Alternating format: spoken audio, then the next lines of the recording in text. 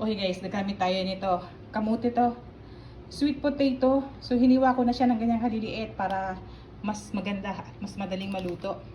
Then ito saluyot. Naku po. Sa aming mga Bicolano, parang bibihira lang nakain ng saluyot, no? Pero try nyo. Pero kung wala kayong saluyot, mas masarap na alternative sa akin niluto ay dahon ng ampalaya. Then ito, yung mga gulay, may okra.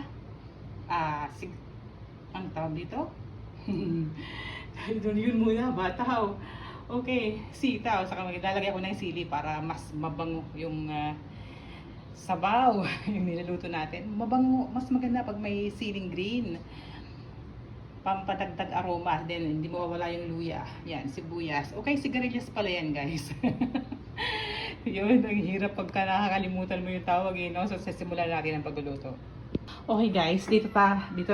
Ito ang gagamitin ko, medyo malaki-laki pero kahit kaunti lang yung lulutuin ko. So yan lang talaga ang gusto kong gamitin. So maglalagay tayo ng pangsabaw. So isang mangkok. So isa't kalahating mangkok lang. Ayan, nakatamtaman ng laki.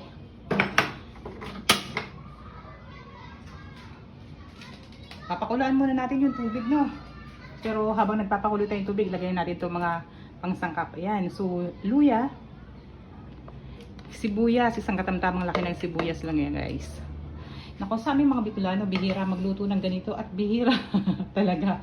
So kumbaga ignorante pa sa karamihan sa parte ng Bicolandia yung ganitong klase ng luto. So ayan, dahil nandito tayo sa syudad, marami tayong nadidiscover at natututunan. So i-share ko na rin sa inyo. Maglalagay tayo ng bagoong isda. So kaunti lang para hindi naman umalat. Yung katamtaman lang.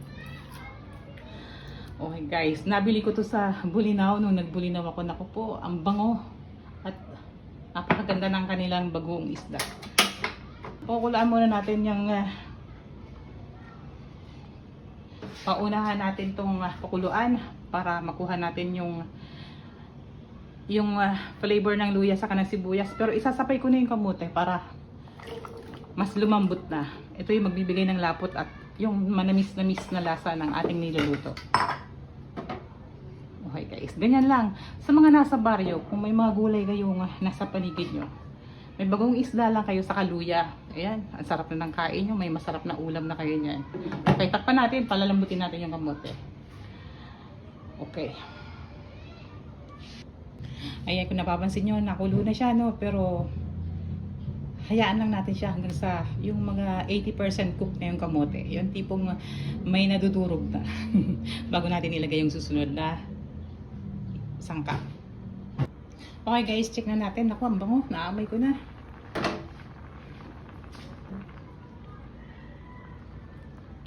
Okay, dahil malapit na yung kamote, no? Tikman ko muna yung lasa. Yung sabaw kung sakto na.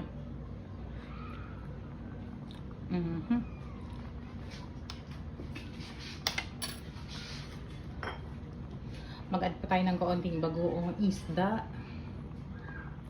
Kaunti lang. Then titimplahan ko na siya ng bechin.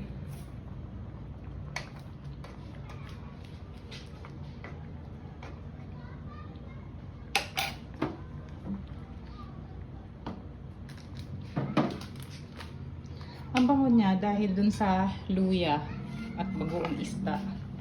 So ilalagay ko na to. Medyo yun yung siling green, bataw, sigarilyas, sitaw at okra. Oh, di ba? Sarap nito, guys. Sa mga hindi pa nakakatikim nito. Okay. Karamihang ulam to ng mga Ilocano or madalas yata sa kanila to. Favorite nila to eh. So, ginaya ko na. Favorite ko na din. Masarap kasi. Matipid na, masustansya pa. Pampahaba ng buhay ang gulay. Kung gusto nyo mas masarap yung ganitong klase ng pagluluto, masarap nito, haluan nyo ng inihaw na bangus. Yung inihaw na bangus na yung medyo sunog talaga yung kaliskis niya. O kaya kung hindi inihaw na bangus, tilapia. Pritong tilapia, masarap din yon. Sa mga ganitong luto, yun ang lalagay nyo sa. Pero bago nyo ilagay yung sahog na gano'n, isda, pakulaan nyo muna kasabay ng bagong isda, yung isda na isasaw nyo, pritong isda or inihaw na isda. Then once na pumapit na yung lasa or na i-share na sa sabaw, hanguin nyo muna yung ginawa nyong pagsahog, then saka nyo ilagay yung mga gulay.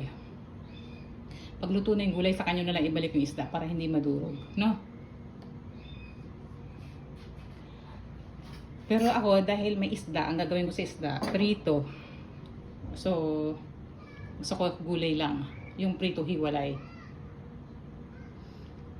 Okay, check na natin, no? Ang sarap.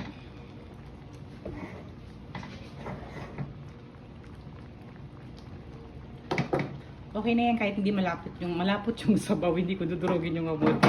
Mas masarap kasi pagka nangunguya mo yung kamote, no? Ang sarap, grabe. Ilagay ko na yung dahon ng saluyot, guys.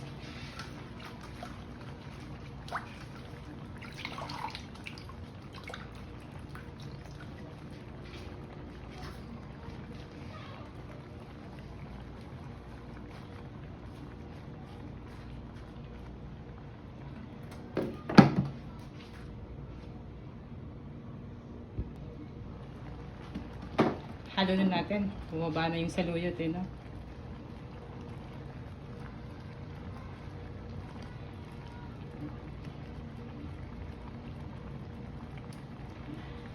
Sila hindi na naglalagay ng sili, pero ako naglalagay ako. Yung siling green. Mabango kasi yan. Pagdating sa anumang klase ng luto para sa akin.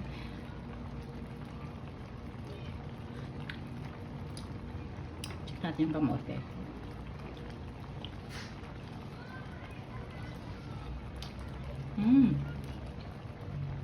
Sarap.